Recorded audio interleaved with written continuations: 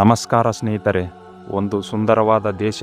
ಆ ದೇಶದ ರಸ್ತೆಯಲ್ಲಿ ನೀವು ಕಾರು ಓಡಿಸುವಾಗ ಹಾರ್ನ್ ಮಾಡುವಂತಿಲ್ಲ, ಏಕೆಂದರೆ ಆ ದೇಶದಲ್ಲಿ ವಾಹನದ ಹಾರ್ನ್ ಹೊಡೆಯುವುದು ಅಪರಾಧ. ಅಷ್ಟೇ ಅಲ್ಲ, ನೀವು ಆ ದೇಶದ ಪ್ರಜೆಯಾಗಿದ್ದರೆ ನಿಮಗೆ ನಿಮ್ಮ ಜೀವನದಲ್ಲಿ ಟ್ಯಾಕ್ಸ್ ಕಟ್ಟುವ ಟೆನ್ಷನ್ ಇರುವುದಿಲ್ಲ. ನಿಮ್ಮ ಮಕ್ಕಳ ಶಿಕ್ಷಣದಿಂದ ಹಿಡಿದು ಅವರು ವಿದೇಶದಲ್ಲಿ ಮೆಡಿಕಲ್ ಓದುವವರೆಗೂ ಲಕ್ಷಾಂತರ ರೂಪಾಯಿ ಖರ್ಚನ್ನು ಸರ್ಕಾರವೇ ಭರಿಸುತ್ತದೆ. ಒಂದು ವೇಳೆ ನಿಮ್ಮ ತಿಂಗಳ ಸಂಪಾದನೆ ಕಡಿಮೆ ಇದ್ದರೆ ಸರ್ಕಾರವೇ ನಿಮಗೆ ಸಂಪೂರ್ಣ ಉಚಿತವಾಗಿ ಮನೆಯನ್ನು ಕಟ್ಟಿಕೊಡುತ್ತದೆ. ಇದು ಯುರೋಪಿನ ಯಾವುದೋ ಮುಂದುವರಿದ ದೇಶದ ಕಥೆಯಲ್ಲ, ಬದಲಾಗಿ ಅರೇಬಿಯನ್ ಮರುಭೂಮಿಯ ನಡುವೆ ಅರಳಿರುವ ಮಧ್ಯಪ್ರಾಚ್ಯದ ಒಂದು ಪುಟ್ಟ ದೇಶ. 1970ರವರೆಗೂ ಮೈಮೇಲೆ ಹಾಕಿಕೊಳ್ಳಲು ಸರಿಯಾದ ಬಟ್ಟೆ ಇಲ್ಲದೆ ಆಫ್ರಿಕಾದ ಬುಡಕಟ್ಟು ಜನಾಂಗದಂತೆ ಬಡತನದ ಬೆಗೆಯಲ್ಲಿ ಬೇಯುತ್ತಿದ್ದ ಈ ದೇಶ ಇಂದು ಜಗತ್ತಿನ ಅತ್ಯಂತ ಶ್ರೀಮಂತ, ಶಾಂತಿಯುತ ಮತ್ತು ಜೀರೋ ಕ್ರೈಮ್ ದೇಶವಾಗಿ ಬೆಳೆದು ನಿಂತಿದೆ. ಆ ದೇಶದ ಹೆಸರೇ ಓಮನ್. ದುಬೈ, ಸೌದಿ ಅರೇಬಿಯಾ ಬಗ್ಗೆ ಎಲ್ಲರಿಗೂ ಗೊತ್ತು. ಆದರೆ ಆಧುನಿಕತೆ ಮತ್ತು ಪ್ರಾಚೀನ ಸಂಸ್ಕೃತಿಯನ್ನು ಒಟ್ಟಿಗೆ ಕೊಂಡೊಯ್ಯುತ್ತಿರುವ ಓಮನ್ ದೇಶದ ಕತೆ ನಿಜಕ್ಕೂ ರೋಮಾಂಚಕ. ಇವತ್ತಿನ ಈ ಡಾಕ್ಯುಮೆಂಟರಿಯಲ್ಲಿ ಓಮನ್ ದೇಶದ ಕಠಿಣ ಕಾನೂನುಗಳು, ಅಲ್ಲಿನ ವಿಚಿತ್ರ ಆಚರಣೆಗಳು ಮತ್ತು ಯಾವುದೇ ರಕ್ತಪಾತವಿಲ್ಲದೆ ಇಡೀ ದೇಶವನ್ನು ಬದಲಾಯಿಸಿದ ಆ ಪವಾಡದ ಸಂಪೂರ್ಣ ಮಾಹಿತಿಯನ್ನು ತಿಳಿಯೋಣ. ವಿಡಿಯೋ ಶುರು ಮಾಡೋ ಮೊದಲು ವಿಡಿಯೋವನ್ನು ಲೈಕ್ ಮಾಡಿ ಮತ್ತು ನಮ್ಮ ಚಾನಲನ್ನು ಸಬ್ಸ್ಕ್ರೈಬ್ ಆಗೋದನ್ನು ಮರೆಯಬೇಡಿ. ಇಂದು ನಾವು ನೋಡುತ್ತಿರುವ ಓಮನ್ 50 ವರ್ಷಗಳ ಹಿಂದೆ ಹೀಗಿರಲಿಲ್ಲ. 1970ರ ದಶಕದವರೆಗೂ ಇದು ವಿಶ್ವದ ಅತ್ಯಂತ ಬಡ ರಾಷ್ಟ್ರಗಳಲ್ಲಿ ಒಂದಾಗಿತ್ತು. ಅಲ್ಲಿನ ಜನರಿಗೆ ಸರಿಯಾದ ಶಿಕ್ಷಣವಿರಲಿಲ್ಲ, ಆಸ್ಪತ್ರೆಗಳಿರಲಿಲ್ಲ, ಅಷ್ಟೇ ಏಕೆ ಧರಿಸಲು ಸರಿಯಾದ ಉಡುಪುಗಳು ಇರಲಿಲ್ಲ. ಆದರೆ ಜುಲೈ 23, 1970ರಂದು ಆ ದೇಶದಲ್ಲಿ ಒಂದು ಬಹುದೊಡ್ಡ ಪವಾಡ ನಡೆಯಿತು. ಆ ಪವಾಡದ ಹೆಸರೇ ಸುಲ್ತಾನ್ ಕಬೂಸ್ ಬಿನ್ ಸೈದ್. ಇವರು ಓಮನ್ ದೇಶದ ಅಧಿಕಾರವನ್ನು ತಮ್ಮ ಕೈಗೆತ್ತಿಕೊಂಡರು. ಅಲ್ಲಿಂದ ಶುರುವಾಯಿತು ನೋಡಿ ಇತಿಹಾಸ ಕಂಡ ಅತಿದೊಡ್ಡ ಟ್ರಾನ್ಸ್ಫಾರ್ಮೇಷನ್. ತೈಲ ಸಂಪನ್ಮೂಲಗಳನ್ನು ಸರಿಯಾಗಿ ಬಳಸಿಕೊಂಡ ಸುಲ್ತಾನರು ದೇಶದಲ್ಲಿ ರಸ್ತೆ, ಆಸ್ಪತ್ರೆ, ಶಾಲೆಗಳನ್ನು ಕಟ್ಟಿದರು. 1970ರಲ್ಲಿ ಒಂದೇ ಒಂದು ಹೋಟೆಲ್ ಇಲ್ಲದ ದೇಶದಲ್ಲಿ ಇಂದು 100 5 ಸ್ಟಾರ್ ಮತ್ತು 7 ಸ್ಟಾರ್ ಹೋಟೆಲ್ಗಳು ತಲೆ ಎತ್ತಿ ನಿಂತಿವೆ. ಕೇವಲ 55 ಲಕ್ಷ ಜನಸಂಖ್ಯೆ ಇರುವ ಈ ದೇಶದ ಇಂದಿನ GDP ಬರೋಬ್ಬರಿ $220 ಬಿಲಿಯನ್. ಇಂದು ಓಮನ್ನ ರಾಜಧಾನಿ ಮಸ್ಕತ್ತನ್ನು ನೋಡಿದರೆ ನೀವು ಕೇವಲ ಬಿಳಿ ಬಣ್ಣದ ಕಟ್ಟಡಗಳನ್ನು ಮಾತ್ರ ನೋಡುತ್ತೀರಿ, ಏಕೆಂದರೆ ಅಲ್ಲಿನ ಪ್ರತಿಯೊಂದು ಮನೆ, ಆಫೀಸ್, ಕಟ್ಟಡಗಳು ಕಡ್ಡಾಯವಾಗಿ ಬಿಳಿ ಬಣ್ಣದಲ್ಲೇ ಇರಬೇಕು ಎಂಬುದು ಅಲ್ಲಿನ ನಿಯಮ. ಓಮನ್ ದೇಶ ತನ್ನ ವಿಶಿಷ್ಟ ಕಾನೂನುಗಳಿಗೆ ಜಗತ್ಪ್ರಸಿದ್ಧವಾಗಿದೆ. ಉಳಿದ ಜಗತ್ತಿನ ಜನರಿಗೆ ಈ ಕಾನೂನುಗಳು ವಿಚಿತ್ರ ಎನಿಸಬಹುದು, ಓಮಾನಿಗಳಿಗೆ ಇದೇ ಅವರ ಹೆಮ್ಮೆ. ನೀವು ಓಮನ್ ದೇಶದ ಪ್ರಜೆಯಾಗಿದ್ದರೆ ನೀವು ಬೇರೆ ದೇಶದ ವ್ಯಕ್ತಿಯನ್ನು ಮದುವೆಯಾಗುವಂತಿಲ್ಲ. ಒಂದು ವೇಳೆ ನೀವು ಓಮನ್ನಲ್ಲಿಯೇ ವಾಸವಿದ್ದು ಯಾವುದೇ ವಿದೇಶಿ ಮಹಿಳೆಯನ್ನು ಮದುವೆಯಾಗಿ ಓಮನ್ಗೆ ಕರೆತರುತ್ತೇನೆ ಎಂದರೆ ಅಲ್ಲಿನ ಕಾನೂನು ಅದನ್ನು ಕಟ್ಟುನಿಟ್ಟಾಗಿ ಅವಕಾಶ ನೀಡುವುದಿಲ್ಲ. ಬಹುತೇಕ ಇಸ್ಲಾಮಿಕ್ ದೇಶಗಳಂತೆ ಓಮನ್ನಲ್ಲೂ ಮದ್ಯಪಾನ ಸಂಪೂರ್ಣ ನಿಷೇಧ. ಅಲ್ಲಿ ಕೋಕೋ ಕೋಲಾ ಕೂಡ ಹೆಚ್ಚಾಗಿ ಸಿಗುವುದಿಲ್ಲ. ಅಲ್ಲಿನ ಜನರು ಅಚ್ಚುಮೆಚ್ಚಿನ ಪಾನೀಯ ಎಂದರೆ ಪೆಪ್ಸಿ ಕಂಪನಿಯ ಮೌಂಟೇನ್ ಡ್ಯೂ. ಇವರು ಇದನ್ನು ಎಷ್ಟು ಇಷ್ಟಪಡುತ್ತಾರೆಂದರೆ ಮೌಂಟೇನ್ ಡ್ಯೂಯನ್ನು ಅಲ್ಲಿನ ಒಮಾನಿ ಆಲ್ಕೋಹಾಲಿಕ್ ಎಂದೇ ಕರೆಯುತ್ತಾರೆ.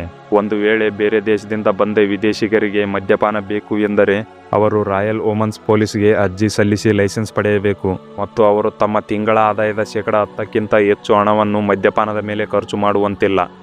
ನಮ್ಮಲ್ಲಿ ವಿಶ್ವ ಸುಂದರಿ ಸ್ಪರ್ಧೆಗಳು ನಡೆಯುವಂತೆ ಓಮನ್ನಲ್ಲಿ ಒಂಟೆಗಳ ಸೌಂದರ್ಯ ಸ್ಪರ್ಧೆ ನಡೆಯುತ್ತದೆ.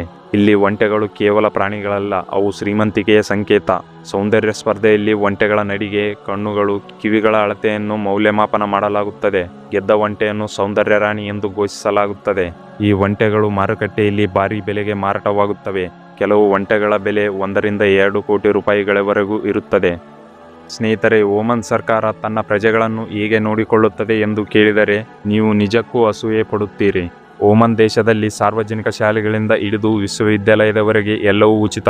ಒಬ್ಬ ವಿದ್ಯಾರ್ಥಿ ವಿದೇಶಕ್ಕೆ ಹೋಗಿ ಮೆಡಿಕಲ್ ಓದಬೇಕು ಎಂದರೂ ಆತನ ಸಂಪೂರ್ಣ ಖರ್ಚನ್ನು ಸರ್ಕಾರವೇ ನೋಡಿಕೊಳ್ಳುತ್ತದೆ. ವೃದ್ಧರು, ವಿಧವೆಯರು, ಅಂಗವಿಕಲರಿಗೆ ಇಲ್ಲಿ ವಿಶೇಷವಾದ ಪಿಂಚಣಿ ವ್ಯವಸ್ಥೆ ಇದೆ. ಓಮನ್ ದೇಶದಲ್ಲಿ ನೀವು ಎಷ್ಟು ಬೇಕಾದರೂ ದುಡಿಯಿರಿ, ಅಲ್ಲಿ ನೀವು ಆದಾಯ ತೆರಿಗೆ ಕಟ್ಟುವ ಅಗತ್ಯವಿಲ್ಲ. ಇದಕ್ಕಾಗಿಯೇ ಓಮನ್ ಜನರು ಅತ್ಯಂತ ಶಾಂತ ಸ್ವಭಾವದವರು. ಅವರು ಯಾರೊಂದಿಗೂ ಗಲಾಟೆ ಮಾಡುವುದಿಲ್ಲ. ಸರ್ಕಾರದ ವಿರುದ್ಧ ಯಾವುದೇ ಪ್ರತಿಭಟನೆಗಳು ಅಲ್ಲಿ ನಡೆಯುವುದಿಲ್ಲ. ಮಧ್ಯಪ್ರಾಚ್ಯದ ಕೆಲವು ದೇಶಗಳಲ್ಲಿ ಮಹಿಳೆಯರಿಗೆ ಹೆಚ್ಚಿನ ಸ್ವಾತಂತ್ರ್ಯವಿಲ್ಲ ಎಂಬುದು ನಮಗೆಲ್ಲರಿಗೂ ಗೊತ್ತು. ಆದರೆ ಓಮನ್ ಇದಕ್ಕೊಂದು ಅಪವಾದ. ಇಲ್ಲಿನ ಮಹಿಳೆಯರು ಸೈನ್ಯದಲ್ಲಿ ಕೆಲಸ ಮಾಡುತ್ತಾರೆ, ಸರ್ಕಾರ ರಚನೆಗಾಗಿ ಮತದಾನ ಮಾಡುತ್ತಾರೆ. ಅತ್ಯಂತ ಪ್ರಮುಖವಾದ ವಿಷಯವೆಂದರೆ ಇಲ್ಲಿನ ಭದ್ರತೆ. ಓಮನ್ನಲ್ಲಿ ಅಪರಾಧಗಳು ಬಹುತೇಕ ಶೂನ್ಯ. ಇಲ್ಲಿನ ನಿಯಮಗಳು ಎಷ್ಟು ಕಟ್ಟುನಿಟ್ಟಾಗಿವೆ ಎಂದರೆ ಜನರು ಅಪರಾಧ ಮಾಡುವ ಬಗ್ಗೆ ಯೋಚಿಸಲು ಹೆದರುತ್ತಾರೆ. ಮಧ್ಯರಾತ್ರಿ 2 ಗಂಟೆಯಲ್ಲೂ ಒಬ್ಬ ಮಹಿಳೆ ರಸ್ತೆಯಲ್ಲಿ ಯಾವುದೇ ಮುಜುಗರ ಅಥವಾ ಭಯವಿಲ್ಲದೆ ನಿರ್ಭಯವಾಗಿ ಓಡಾಡಬಹುದು.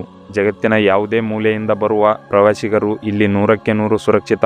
ಈ ಕಾರಣಕ್ಕಾಗಿ ಓಮನ್ ಇಂದು ಯುರೋಪಿಯನ್ ಪ್ರವಾಸಿಗರ ಅಚ್ಚುಮೆಚ್ಚಿನ ತಾಣವಾಗಿದೆ.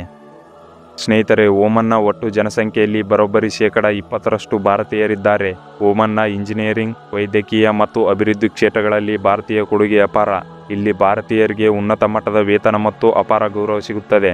ನಿಮಗೆ ಓಮನ್ ದೇಶದ ಇನ್ನೊಂದು ಆಶ್ಚರ್ಯಕರ ವಿಷಯ ಏನೆಂದರೆ, ಇಸ್ಲಾಮಿಕ್ ರಾಷ್ಟ್ರವಾಗಿರುವ ಓಮನ್ನ ರಾಜಧಾನಿ ಮಸ್ಕತ್ನಲ್ಲಿ 2 ಪುರಾತನ ಹಿಂದೂ ದೇವಾಲಯಗಳಿವೆ.